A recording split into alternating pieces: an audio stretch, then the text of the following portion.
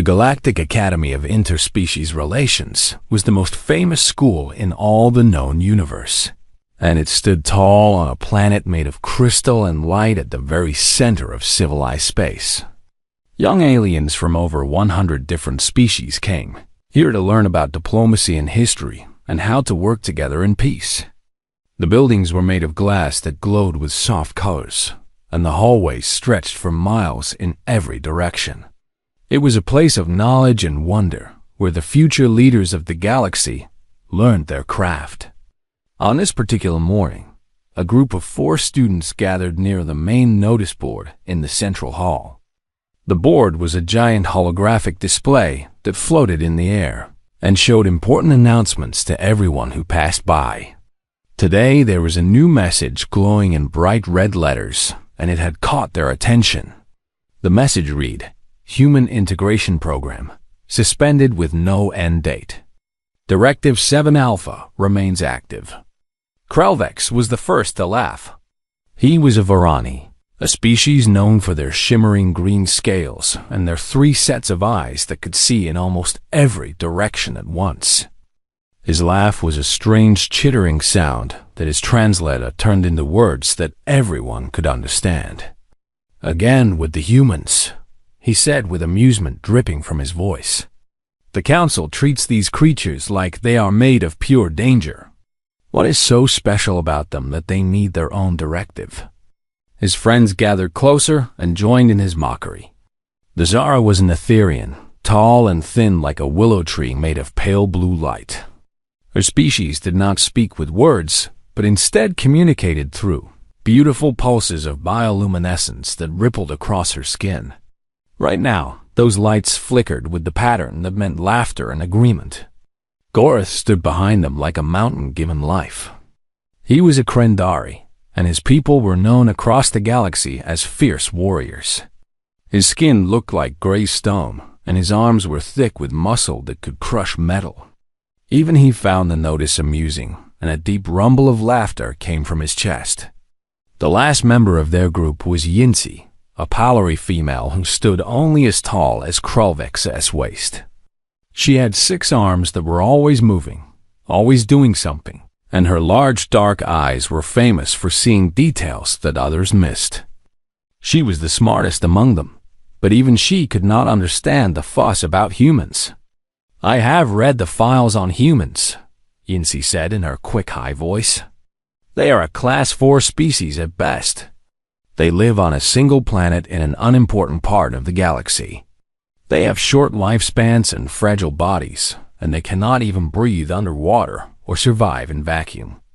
Why does the Council act like they are some kind of threat?" Krelvex waved one of his clawed hands in a gesture of dismissal. "Because the Council is made of old fools who are afraid of their own shadows.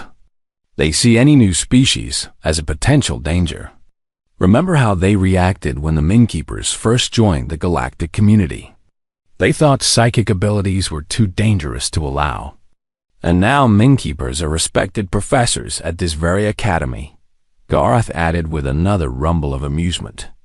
"The Council always overreacts to things they do not understand." The Zara's lights pulsed in a pattern that asked a question. Her translator spoke for her in a soft, melodic voice. "Has anyone here ever actually seen a human in person?" The group went quiet for a moment. None of them had. Humans had only been discovered about 30 cycles ago, and they remained mostly confined to their home system under something the Council called protective observation. A few human ambassadors had been allowed to travel to certain worlds, but they were rare and carefully watched. Regular students like themselves had never encountered one. "I have seen images," Yinsi offered. "They look soft and weak. 2 arms, 2 legs, 2 eyes, no natural weapons at all. No claws, no scales, no venom, no armor. They are basically defenseless compared to most species in the galaxy. And yet they get their own special directive," Krelvex said with a snort. "Directive 7 Alpha. It sounds so serious and important. I wonder what terrible thing humans did to deserve such attention. Maybe they asked too many questions at a diplomatic meeting. The group burst into laughter again. They were young and confident, and full of the certainty that comes from never having faced true danger. They had grown up in a peaceful galaxy where wars were rare and violence was controlled. The idea that a soft-skinned species from a backwater planet could be worthy of fear seemed ridiculous to them. They did not notice the figure that had stopped nearby to listen to their conversation. Professor Von Tirith was ancient even by the standards of his long-lived species. He was a Minkeeper, one of the psychic beings that could read thoughts and speak directly into the minds of others. His body was small and frail, wrapped in robes that hid most of his form, but his eyes were large and deep and filled with centuries of knowledge. Those eyes now fixed upon the laughing students with an expression none of them could read. When he spoke, his voice did not come from his mouth but appeared directly in their minds, cold and heavy with something that made them all stop laughing at once. "You find Directive 7 Alpha amusing," he said, and it was not a question. Krelvex tried to recover his confidence. "With respect, Professor," he replied, "we find it a bit excessive. Humans are not exactly a galactic superpower. They barely have space travel. Why does the Council treat them like they could destroy us all?" The professor's many eyes grew distant, as if he was looking at something far away that only he could see. For a long moment he did not respond, and the students began to feel uncomfortable under his gaze. "Fear is not the correct word for what the Council feels," he finally said. "Come to Archive Chamber Omega tonight after the third moon rises. I will show you why Directive 7 Alpha exists. I will show you why every species in this galaxy should understand what humans truly are." Before any of them could respond, the old Minkeeper turned and walked away. His mental presence faded from their minds like mist in sunlight, but the weight of his words remained. The four students looked at each other. Their laughter was gone now, replaced by curiosity and just a tiny bit of unease. Archive Chamber Omega was legendary at the Academy. It was the place where the most secret records were kept, the files too sensitive for normal access. Very few students were ever allowed inside. "Should we go?" Dasara's lights asked. Krelvex straightened his scales and tried to look brave. "Of course, we should go. It is probably just propaganda anyway. Old war footage meant to scare young students. I'm not afraid of some primitive apes from a forgotten planet." But as they walked away from the notice board, none of them could shake the memory of the professor's eyes. There had been something in them that none of their textbooks had ever taught them about. It almost looked like respect. And beneath the respect, buried deep where only ancient eyes could hide it, there was something else. Something that might have been called dread. The third moon rose over the Academy just as the sky turned from purple to deep black. Stars appeared in their millions, and the crystal buildings caught their light and scattered it into rainbow patterns across the ground. It was beautiful, but the four students who hurried through the empty hallways did not stop to admire it. They had somewhere important to be. Krelvex led the way with his 3 sets of eyes, watching every direction at once. Behind him came Gorth, whose heavy stone feet made soft thumping sounds on the floor. Dasara floated along silently, her blue light dimmed so she would not attract attention. And Yinsi scurried at the back, all 6 of her arms clutching a datapad in case she needed to take notes. "Are you sure this is the right way?" Yinsi whispered. "I have studied the Academy maps for 3 years, and I have never seen Archive Chamber Omega on any of them." The professor said to go past the old library and down the stairs that no one uses, Krelvex replied. "We are almost there." They found the stairs hidden behind a wall panel that looked just like every other wall panel in the hallway. If the professor had not told them exactly where to look, they never would have found it. The stairs went down and down and down, deeper than any of them had ever gone in the Academy. The air grew colder and smelled of old machines and ancient data crystals. At the bottom of the stairs, they found a massive door made of metal so thick that even Gorath could not have broken through it. Strange symbols were carved into its surface, and a soft red light pulsed from somewhere deep within the metal itself. Professor von Tirith was waiting for them. The old innkeeper stood before the door like a ghost in his gray robes. His large eyes reflected the red light, and when he spoke into their minds, his voice seemed to echo in the darkness around them. "You came," he said. "Good. That shows courage, even if it is the courage of youth that does not yet know what it should fear." "We are not afraid," Krelvek said, though his voice wavered just a little. "We came because we want to understand. We want to know why humans deserve their own directive." The professor studied them for a long moment. His psychic senses brushed against their minds, reading their emotions without invading their private thoughts. He found curiosity and skepticism and just a little fear that none of them would admit to. "What I am about to show you is classified at the highest level," he said. "There are members of the Galactic Council who have never seen these records. You must never speak of what you learn here to anyone outside this room. Do you understand?" All 4 students nodded. They could feel the weight of his words pressing against their minds. The professor turned to the massive door and placed one withered hand against its surface. The symbols glowed brighter for a moment, and then the door slid open with a sound like distant thunder. Cold air rushed out to meet them, carrying the smell of ages past. Archive Chamber Omega was enormous. It stretched away into darkness that the students could not see the end of. Rows upon rows of data storage units lined the walls, each one containing secrets that could shake the foundations of galactic civilization. In the center of the chamber stood a single display terminal, its surface dark and waiting for commands. The professor led them to the terminal and gestured for them to gather around it. His movements were slow and careful, as if he was preparing to show them something that still disturbed him even after all these years. 28 cycles ago, he began, before the official first contact with humanity, a hegemony slaver fleet discovered the planet called Earth. The Zara's lights flickered with recognition.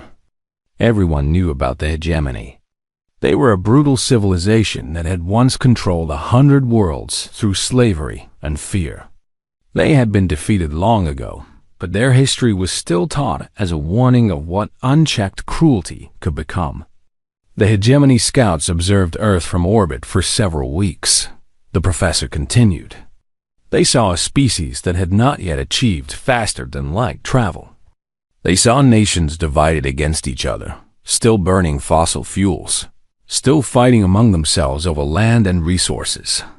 To the hegemony, this looked like easy prey. "Slavers," Gareth growled. His stone hands clenched into fists. "Even the Krendari hated the hegemony.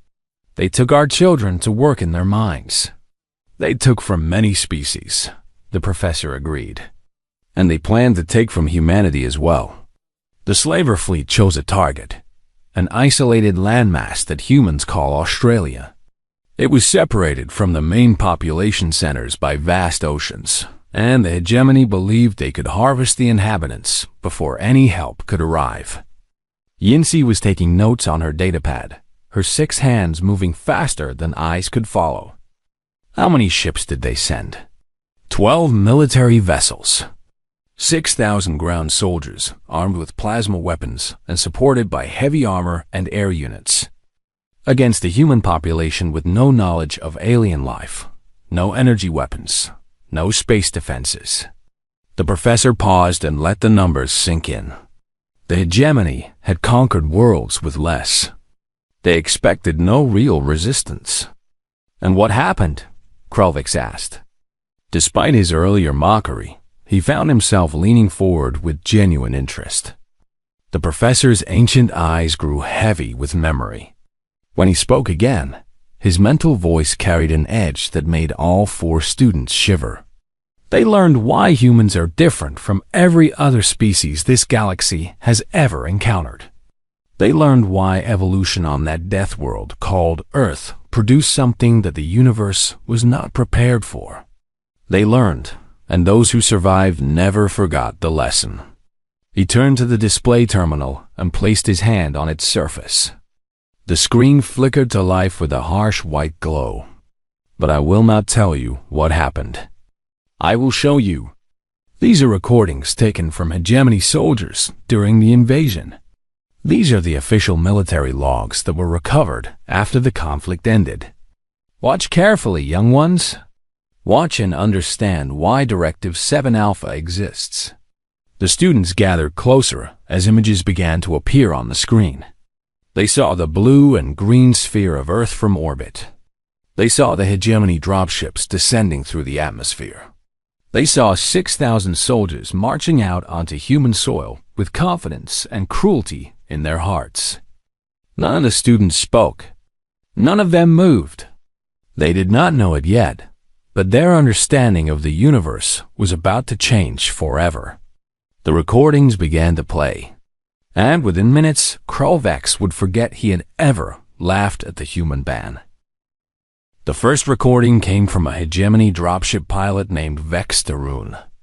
His image appeared on the screen, forearms trembling as he spoke into his log device.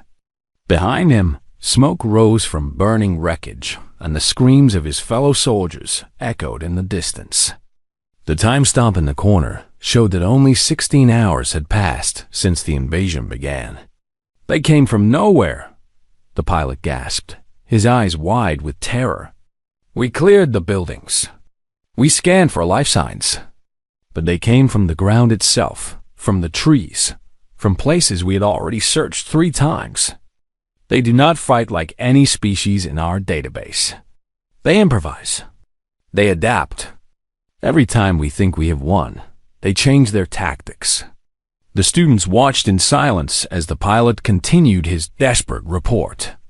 One of them, just one single human, held a mountain pass for 11 hours against 40 of our soldiers. He had nothing but a primitive projectile weapon and explosives that he made himself from farming supplies. Farming supplies. When we finally killed him, we found that he had been wounded in the first hour of fighting. He fought for 10 more hours with holes in his body that should have made him unable to stand. Krulvex felt his scales go cold. He wanted to say something mocking, but his voice would not come. The recording shifted to helmet camera footage from a ground soldier. The students watched as hegemony troops moved through a human city, their plasma rifles ready for any threat. The buildings were primitive by galactic standards, made of concrete and steel instead of crystal and light, but they provided countless hiding places. Then the humans attacked. They came from sewers and rooftops and windows that had seemed empty moments before. They came with weapons that fired metal projectiles instead of plasma, weapons that made loud cracking sounds and filled the air with smoke. They came with knives and clubs and bare hands when their ammunition ran out. The students saw a human take 3 plasma bolts directly to the chest. The shots burned through flesh and muscle and should have killed instantly. But the human did not fall. Instead, he crawled forward on his belly, leaving a trail of blood behind him, and used his last breath to detonate a bomb beneath a hegemony armored walker. The explosion killed 12 soldiers and destroyed a vehicle worth more than most planets. By the stars, Goreth whispered. Even he, a Krundari warrior born from a species that prided itself on courage, had never seen anything like this. The footage continued without mercy. The students saw elderly humans with gray hair and bent backs carrying ammunition to the fighters. They saw children, actual children who had not yet reached maturity, running messages through the battle zones because they were small enough to hide in places adults could not fit. They saw a female human pilot fly her damaged aircraft directly into a hegemony command ship, killing herself to destroy the enemy bridge and the officers inside. Why do they not surrender? Incy asked in a small voice. They are outnumbered and outgunned. Logic says they should negotiate for the best terms they can get. Why do they keep fighting? Professor Von Tereth's mental voice was heavy. That is the question that haunts everyone who studies humans. The answer is something that most species cannot truly understand. When humans are pushed far enough, when their homes and families are threatened, something changes inside them. They stop calculating odds. They stop caring about their own survival. They become focused on one single goal: making the enemy pay. The recording shifted again, and now the hegemony pilot was speaking once more. 3 days had passed, and he looked like a different creature. His eyes were hollow and his voice cracked with exhaustion and fear. "We called for help," he reported. "We told command that the humans were more dangerous than expected. They said help was coming. But the humans, they did something impossible.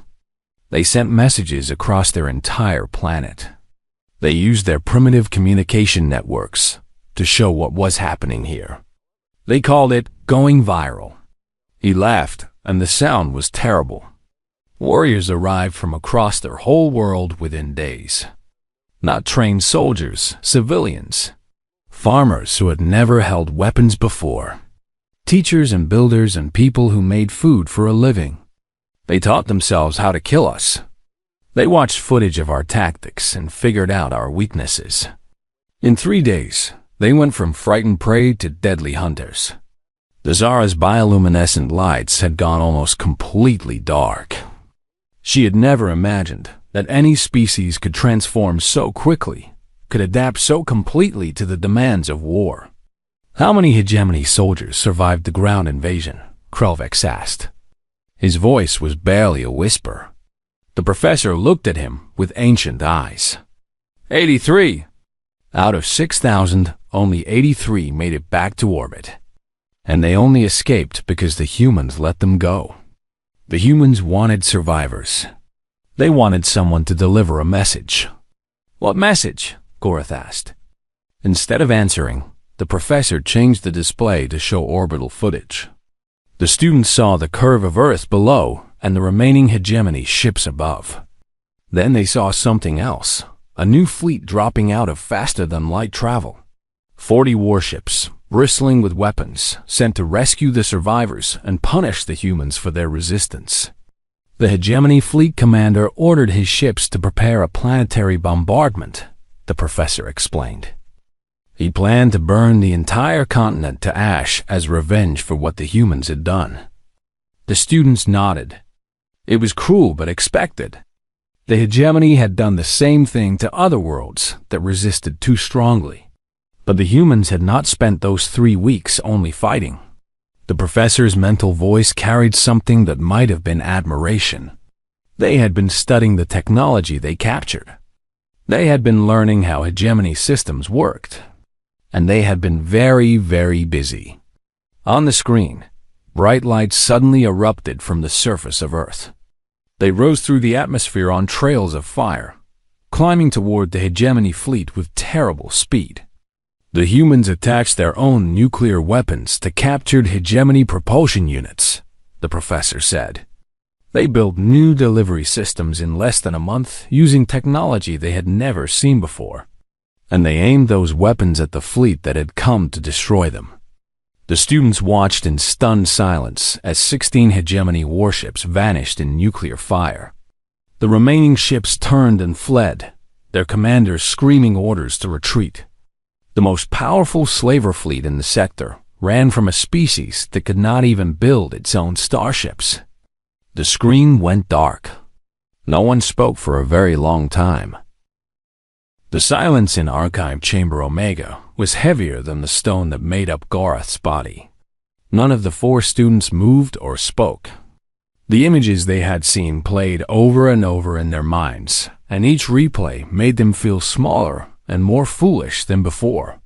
Krelvex's S-scales had turned from their usual healthy green to a pale, sickly color. The Zara's bioluminescent lights were dim and flickering like candles in a storm. Gorath sat motionless, his stone hands resting on his knees, his warrior's pride struggling to process what he had witnessed. And Yinsi's 6 arms hung limp at her sides, her datapad forgotten on the floor. Finally, Krolvex found his voice. "How is this possible?"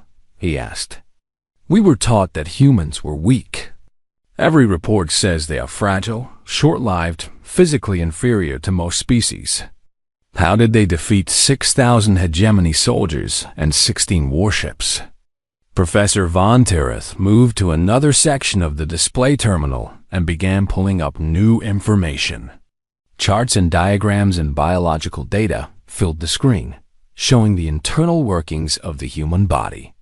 "You are correct that humans are physically weak by galactic standards," he said. "Their bones break more easily than Krendari stone. Their skin offers no protection like Varani scales. They cannot regenerate limbs like the Palori or survive in vacuum like the Etherians. By every normal measure, they should be one of the weakest species in the galaxy." "Then how?" Gorath rumbled. The question seemed to cause him physical pain, because physical strength is not the only kind of strength. The professor pointed to a diagram of the human brain and the glands connected to it. "Look here. This small organ is called the adrenal gland. When a human is threatened, this gland releases chemicals into their blood. These chemicals are called adrenaline and cortisol, and they change everything about how a human functions." The students leaned closer to study the diagram. It showed the pathway of these chemicals through the human body and the effects they caused. When these chemicals flood a human system, their pain response is reduced. Their strength increases beyond normal limits. Their perception of time changes, allowing them to react faster. Their fear is pushed aside and replaced with aggression and determination. The professor paused to let this information sink in. Most species have a similar response, but in most species, it triggers flight, the desire to run away from danger. In humans, it often triggers the opposite. "They fight instead of flee," Yinsi said softly. Her scientific mind was beginning to understand. Even when fighting is illogical, even when escape would be the smarter choice. Exactly. The professor pulled up more data. But there is something even more important. When humans are fighting to protect their families, their homes, their way of life, they undergo a psychological transformation that most species cannot comprehend. They call it many things: seeing red, going berserk, the will to fight, the refusal to surrender. It is a state where logic and self-preservation cease to matter, where the only goal is to destroy the threat, no matter the cost. He showed them historical records from human history. Wars and battles and conflicts that stretched back thousands of years on their world. The students saw humans charging into certain death in a place called Thermopylae. They saw humans drowning in mud while fighting for inches of ground in something called the trenches. They saw humans running across beaches into walls of gunfire at a place called Normandy. They saw humans fighting in ruined cities where every building had to be taken room by room, where every street was paid for in blood. "This is what humans do to each other," the professor said. "They have spent their entire history fighting among themselves, developing better and better ways to kill, learning to endure suffering that would break most species. And through all of this fighting, they discovered something about themselves." "What did they discover?" the Tsar's lights asked. "They discovered that they do not give up. Not when the odds are against them, not when victory seems impossible, not when death is certain. The more you push a human, the harder they push back. The more you try to break them, the stronger they become. This is not rational behavior. It is something deeper, something built into their very nature by millions of years of evolution on a world that tried to kill them every single day." The professor changed the display to show the planet Earth. But instead of the peaceful blue and green sphere, this was a map of dangers. Predators filled every continent. Diseases lurked in every environment. Natural disasters struck without warning. The climate shifted between deadly extremes. "This is what humans call their home," the professor said. "To them, it is a paradise. To the rest of the galaxy, It is a death world. The average species faces perhaps 2 or 3 serious environmental challenges during their evolution. Humans faced hundreds. Predators with claws and teeth, venomous creatures that could kill with a single bite, microscopic organisms that destroyed them from within, earthquakes and floods and fires and ice ages. Gorath's stone face showed something that might have been respect. They survived all of that? They did more than survive. The professor's mental voice carried intensity now. They conquered. Every apex predator on Earth is now either extinct, domesticated, or hiding in the few wild places that humans have chosen to leave alone. They took a world that wanted to kill them and made it their own through sheer stubborn refusal to die. He turned off the display and faced the students directly. Now do you understand? The hegemony did not just invade a primitive planet. They threatened a species that had been forged in the fires of constant struggle for millions of years. They poked a creature that had evolved to fight back against any threat, no matter how powerful. And they learned what every predator on Earth had learned before them. What lesson? Krelvix asked. The professor's eyes seemed to look through them, seeing something ancient and terrible. That humans are not prey. They are not victims. They are survivors of a death world who carry the spirits of every ancestor who refused to lie down and die. When you threaten what they love, you do not defeat them. You only make them angry. And an angry human is the most dangerous creature this galaxy has ever produced. The students sat in stunned silence. Everything they thought they knew about humans had been wrong. Everything they thought they knew about strength had been incomplete. And everything they thought they knew about the galaxy had just become much more complicated. Dawn came slowly to the Academy world, painting the crystal spires in shades of gold and pink. The 4 students emerged from Archive Chamber Omega with eyes that had seen too, much in minds that were struggling to understand it all. They walked in silence through the empty corridors, each lost in their own thoughts.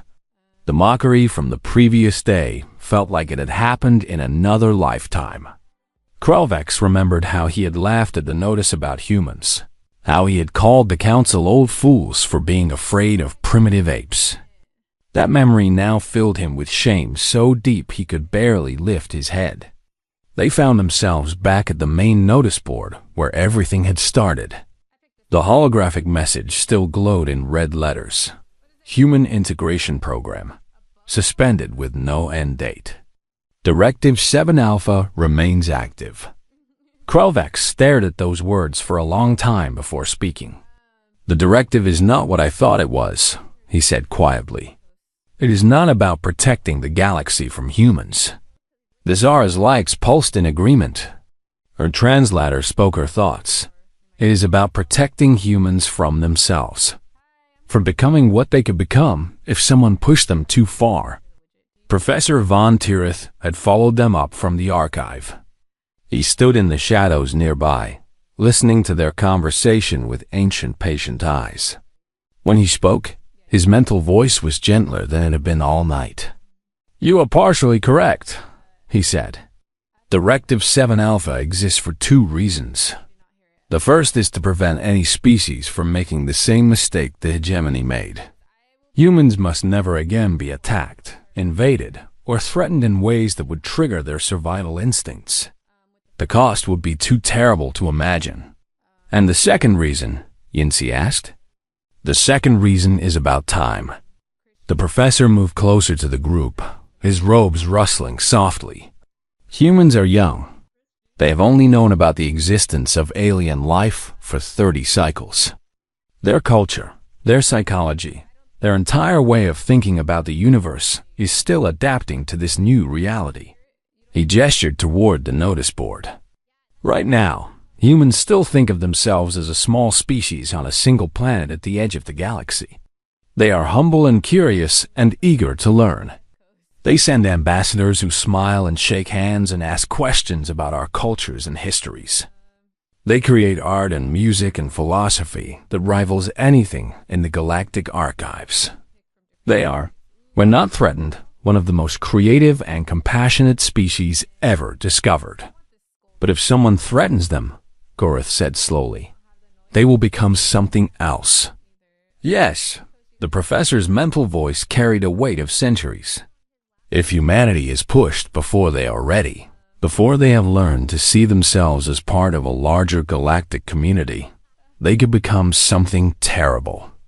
Imagine their determination and creativity turn to war on a galactic scale. Imagine billions of humans, each one carrying that ancestral fire, spreading across the stars with weapons far more powerful than nuclear missiles. The students shuddered at the thought. The hegemony faced a few million humans on a single continent with stolen technology, the professor continued. They were nearly destroyed. What would happen if all of humanity, fully united and armed with galactic weapons, decided that the universe was their enemy? What force in all the known worlds could stop them? Silence fell over the group. The answer was obvious and terrifying. Nothing. Nothing could stop them. So the council waits, Krelvik said. They keep humans separate. Let them develop slowly. Hope that they will become peaceful members of the galactic community. Yes, and so far, the strategy is working. For the first time that night, the professor's mental voice carried something like hope. Human ambassadors have visited dozens of worlds. Cultural exchanges have begun. Human scientists work alongside researchers from other species. Slowly, carefully, the bonds of trust are being built. What happens if it works? The Sara's Lights asked. What happens when humans fully join the galactic community? The professor was quiet for a moment. When he answered, his voice was soft and full of wonder. Then, the galaxy will gain something precious. A species that can create beauty and destroy armies. A species that refuses to surrender in the face of impossible odds. A species that carries fire in their hearts and stars in their dreams. Humans could become our greatest allies, our most loyal friends, the guardians of peace in a dangerous universe. And if someone ruins it, Gorath asked, if someone attacks them again before they are ready, the professor's eyes hardened. Then the galaxy will learn the same lesson the hegemony learned. That humans are not to be conquered. They are not to be enslaved. They are not to be threatened or bullied or pushed into corners. They will fight. They will adapt. They will turn anything into a weapon and anyone into a soldier. And they will never, ever stop until the threat is destroyed. He turned to leave, then paused and looked back at the students one final time. You asked yesterday why the council fears humans. Now you know the truth. They do not fear humans. They respect them. And that respect was earned in blood and fire and 16 burning warships. His mental voice grew soft. Remember this lesson, young ones. Remember it when you become leaders of your own species. Humans are not enemies to be contained. They are friends to be earned. Treat them with honor, and they will move the stars for you. Threaten what they love, and they will burn your worlds to ash. Then he was gone, vanishing into the morning light like a ghost returning to the shadows. The 4 students stood alone before the notice board. The words, Directive 7 Alpha remains active, seemed different now. Not a restriction born of fear, but a promise made in wisdom. Krelvik reached out and touched the holographic display. His scales had returned to their normal color, but his eyes were changed forever. I will never mock the human man again, he said quietly. His friends nodded in agreement.